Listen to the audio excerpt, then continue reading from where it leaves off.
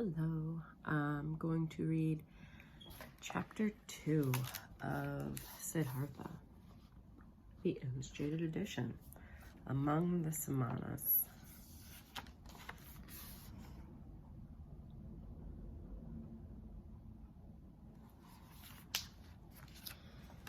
In the evening of that day, they caught up to the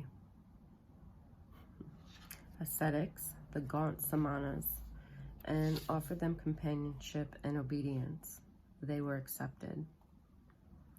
Siddhartha gave his robe to a poor Brahmin on the road.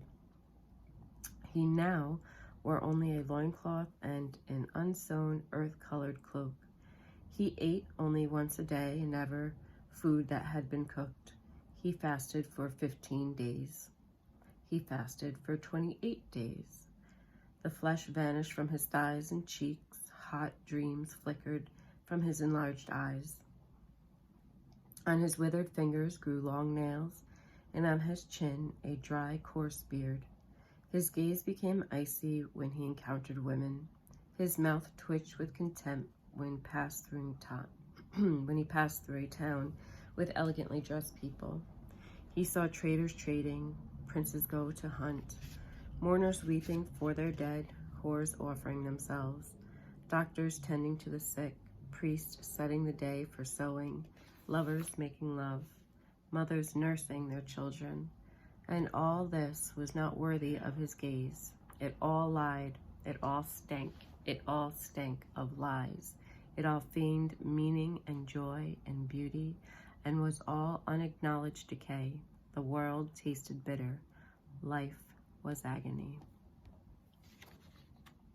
Siddhartha saw a goal before him, only one, to become empty, empty of thirst, empty of desire, empty of dream, empty of joy and sorrow, to die away from himself, to no longer be self, to find peace with an emptied heart, to be open to wander in thought freed of self. This was his goal. When the self had been overcome and perished, then every desire and urge in his heart had fallen silent.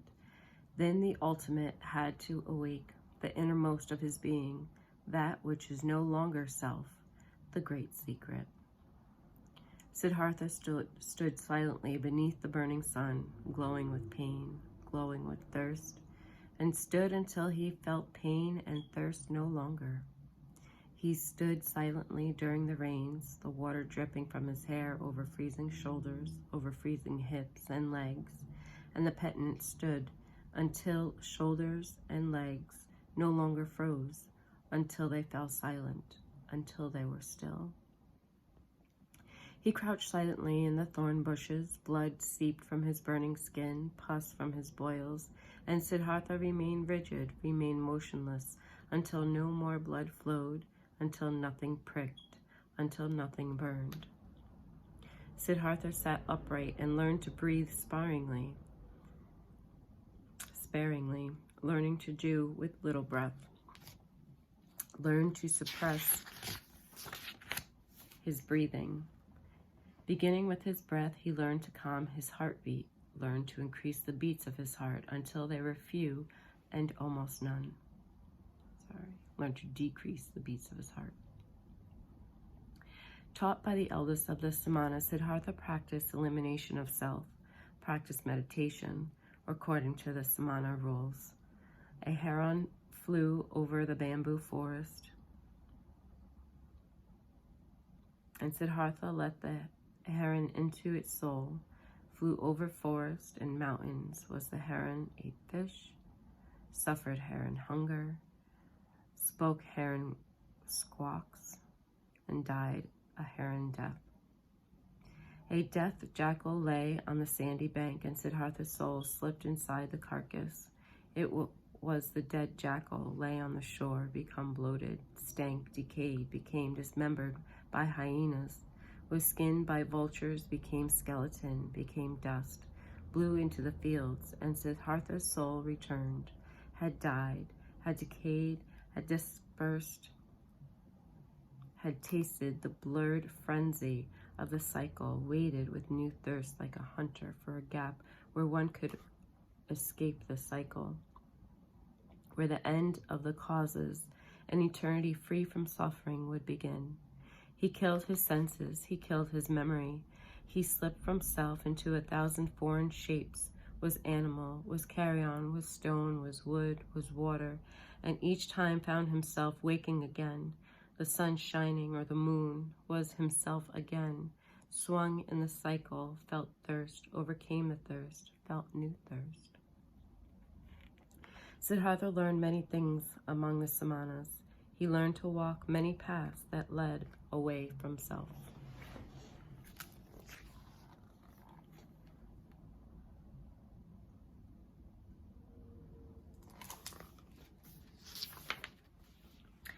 He walked the path to elimination of self through pain, through the voluntary suffering and overcoming of pain, of hunger, of thirst, of fatigue. He walked the path to elimination of self through meditation, by emptying his mind of all perceptions through thought. He learned to walk these and other paths, left his self 1,000 times, remained for hours and days on end as his non-self. But just as these paths led away from self, their final destination always led back to the self. Even if Siddhartha escaped the self 1,000 times, lingering in nothingness, in animals and stone, inevitable was the return, inescapable the hour in which he found himself again in sunlight or moonlight, in shade or in rain, and with self and Siddhartha again, and felt again the agony of the imposed cycle. Govinda, his shadow, lived beside him, walked the same path, subjected himself to the same exertions. They rarely spoke to each other about anything other than that required by their duty and exercise. Occasionally, the two of them walked through the village to beg for food for themselves and their teachers. "What do you think, Govinda?" Siddhartha said once while begging. "What do you think? Have we made progress? Have we reached goals?" Govinda answered, "We have learned and we continue to learn. You shall become a great Samana, Siddhartha, and you have mastered every exercise quickly. The old Samanas have often admired you. One day you will be a holy man, O Siddhartha." Said Siddhartha, "It does not appear so to me, my friend. That which I have learned until today among the Samanas, O Govinda, I could have learned more quickly and easily. I could have learned it in any bar in the Horse district, my friend, among the cart drivers and gamblers." Said Govinda, "Siddhartha is joking with me. How could you have learned to meditate, hold your breath, to be callous to hunger and pain among such miserable creatures?" And Siddhartha quietly, as though speaking to himself, "What is meditation? What is leaving the body? What is fasting? What is holding one's breath? It is escape from the self. It is a brief flight from the agony of being oneself. It is the brief numbing of the pain and the senselessness of life. The same escape, this same brief numbing is found by the ox driver at the inn when he drinks a few bowls of rice wine or fermented coconut milk. Then he no longer feels his self, he no longer feels the pains of life, and he finds brief numbness. Dozed off over his bowl of rice wine, he finds the same thing that Siddhartha and Govinda find when they escape their bodies in long exercises and linger in the non-self. This is how it is, O Govinda," said Govinda. "So you say, O friend, and yet you know that Siddhartha is no ox driver and a Samana no drunkard. Surely the drinker finds numbness, surely he finds a brief escape, rest, but he returns from the delusion to find everything as it was before. Has not grown wiser, has not gathered insight, has not ascended to a higher rung." And Siddhartha said with a smile, "I do not know. I have never been a drinker. But that I, Siddhartha, only find brief numbness in my exercises and meditations and am far from wisdom, from redemption, as I was a child in the womb, this I know. O Govinda, this I know." And on other occasion, as Siddhartha left the forest with Govinda to beg for some food for their brothers and teachers in the village, Siddhartha began to speak and said, "Oh, now, Govinda, we are still on the right path. We are still approaching insight. Are we approaching redemption, or are we perhaps going in circles? We who intended to escape the cycle." Said Govinda, "We have learned much, Siddhartha, and which remains to be learned. We are not going in circles, we are rising. The circle is a spiral. We already ascended many rungs." Siddhartha answered, "How do you think our oldest Samana is our venerable teacher?" Said Govinda, "Our eldest may be 60 years old." Siddhartha, "He is 60 years old and has not reached nirvana. He will come 70 and 80, and you and I, and we will also become old, and we will practice and fast and meditate. But nirvana will not be reached, not by him, not by us. Oh, Govinda, I believe of all the Samanas alive, maybe not one will reach nirvana. We find consolidations, we find numbness, we learn skills which wish to deceive ourselves, but the essence, the path of paths, we do not find." "May you not speak such horrifying words, Siddhartha," said Govinda. "How can it be that among so many learned men, among so many Brahmins, so many strict and venerable Samanas, among many seekers, so many sincerely devoted, so many holy men, none can find the path of paths?" But Siddhartha said in a voice that held as much sadness as mockery, and with a soft, somewhat sad and somewhat mocking voice, "Soon, Govinda, your friend will leave this path of the Samanas that he has traveled with you for so long. I suffer thirst, O Govinda, and on this long Samana path my thirst has not become any smaller. I have always thirst for insight. I have always been full of questions. I question the Brahmins year after year and question the Vedas year after year. Perhaps, O Govinda, it would have been just as good. It would have been just as clever and just as beneficial to have questioned the hornbill or the chimpanzees. It has taken me a long time to learn, and I am not yet finished learning, O Govinda. That one can learn nothing. This thing I believe that we call learning does not, in fact, exist. There is, O my friend, only one knowledge. It is everywhere. It is Atman. It is me, and it is you. It is every being. And so I am beginning to believe that this knowledge has no worse enemy than the desire for knowledge than learning." At this, Govinda stopped on the path, raised his hands, and said, "Please, Siddhartha, may you not frighten your friend with such speech.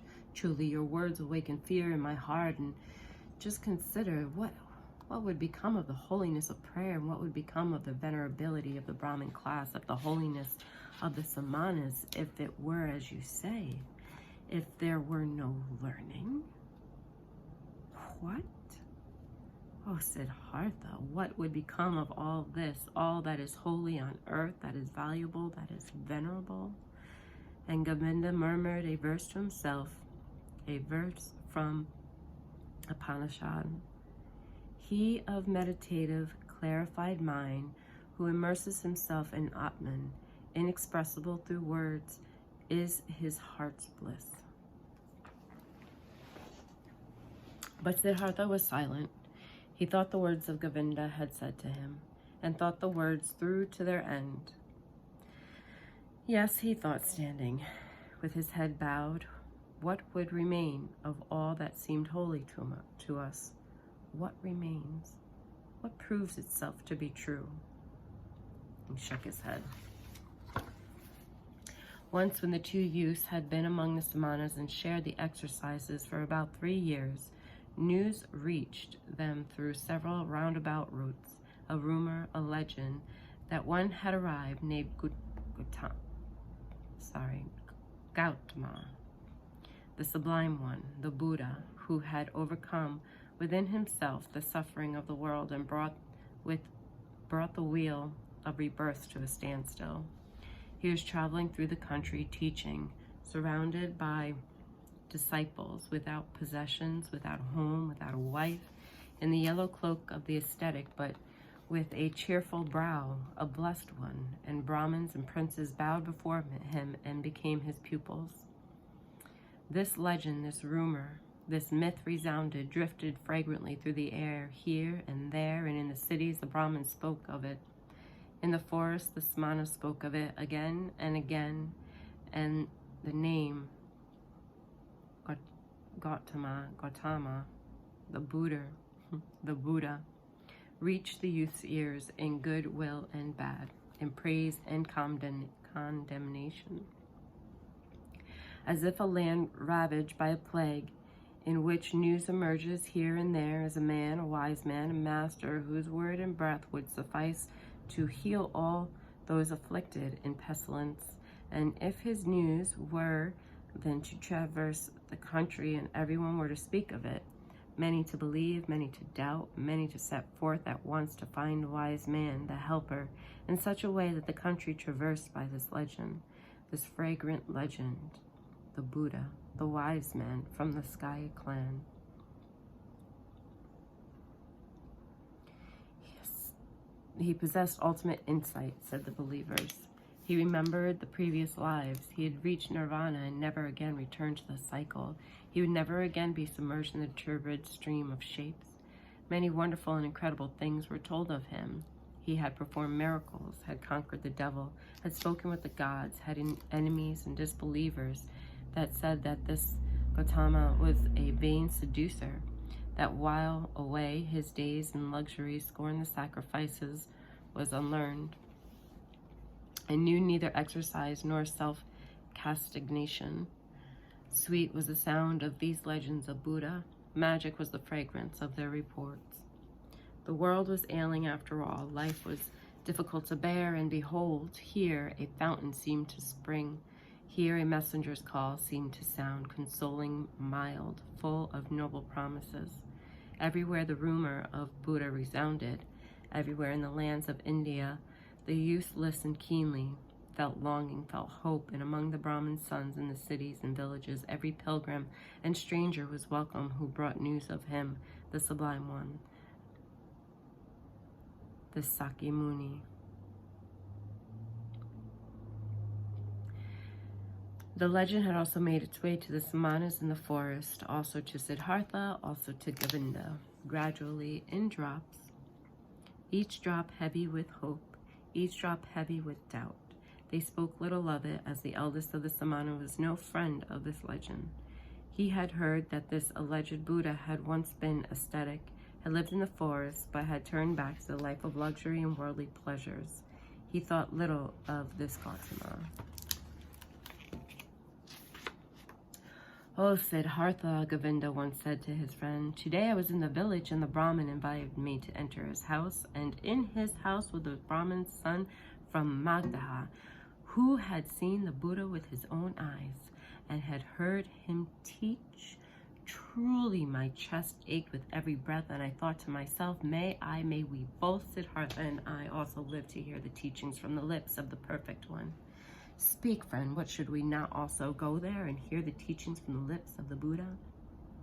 Said Siddhartha, "I always thought, O Govinda, that Govinda would stay with the Samanas. I had always believed it was his goal to become 60 and 70 years old and continue to practice the skills and exercises that adorn the Samana.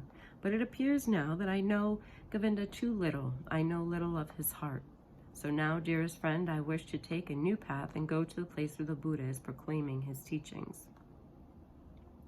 Said Govinda, "You choose to mock me if you'd like, Siddhartha, but has a longing and a desire to hear this teaching has also awoken within you? Did you not once say to me that you will not be traveling the path of the Samanas much longer?" Siddhartha then laughed in his way, whereby the tone of his voice took a trace of sadness and a trace of mockery, and said, "You have spoken well, Govinda, and remembered correctly. But may you also remember the other words that you heard from me, that I have become weary and tired of teachings and learnings, and I have little faith in words that come to us from teachers. But very well, dear friend, I am willing to hear this teaching, although I believe in my heart that we have already tasted this teaching's best fruit." said Govinda. Your willingness delights my heart, but tell me, how can that be possible? How could the teaching of Gautama already have revealed its best fruit to us before we have heard it? Said Siddhartha, let us savor this fruit and wait and see what comes next, O Govinda. But this fruit, which we can already thank Gautama for today, is that he is calling us away from the Samanas. Whether he has other and better things to give us, O friend, let us wait with calm hearts and see. On this same day, Siddhartha informed the eldest of the Samanas of his decision to leave him. He informed him, the eldest, with the courtesy and modesty that is befitting of young men and pupils. The Samana, however, became enraged, and the two youths wanted to leave him, and spoke loudly and used coarse, scolding words. Govinda was startled and at a loss, but Siddhartha leaned his mouth to Govinda's ear and whispered to him, now I will show the old man what I have learned something from him. By positioning himself directly in front of the Samana, his soul collected, he captured the old man's gaze with his own, transfixed him, made him silent, conquered his will, subjected him to his own will, ordered him to silently do as he asked. The old man became silent. His eyes became rigid and will paralyzed. His arms dangled down. He had powerlessly succumbed to Siddhartha's enchantment. Siddhartha's thoughts now took possession of the Samanas. He had to do as they commanded. So the old man bowed many times, made blessing gestures, stuttered a pious wish for a good journey, and the youths returned the bows in gratitude, returned the good wishes, and said farewell and departed. On the road, Govinda said, "Oh, Siddhartha, you learned more about the Samanas than I knew. It is very difficult to enchant an old Samana. You have remained there, you would have surely learned to work. Had you remained there, you would surely have soon learned to walk upon water." "I do not wish to walk upon water," said Siddhartha. "Let the old Samanas content themselves with such tricks." End of chapter 2. Stay tuned.